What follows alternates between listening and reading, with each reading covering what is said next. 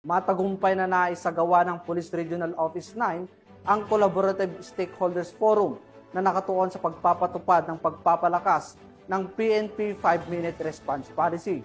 Yan ang report na Patrolwoman Luis Marie Conde.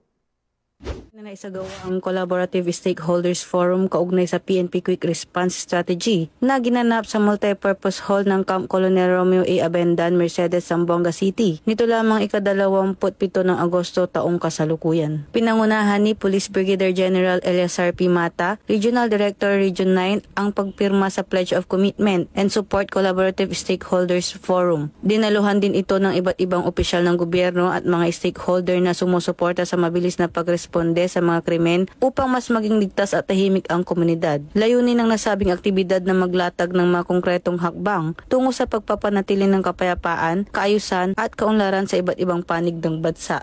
Mula dito sa Zamboanga Peninsula, ako ang inyong PNN correspondent, Patrolwoman Luis Marie Conde, alagad ng batas, tagataguyod ng Balitang Pulis.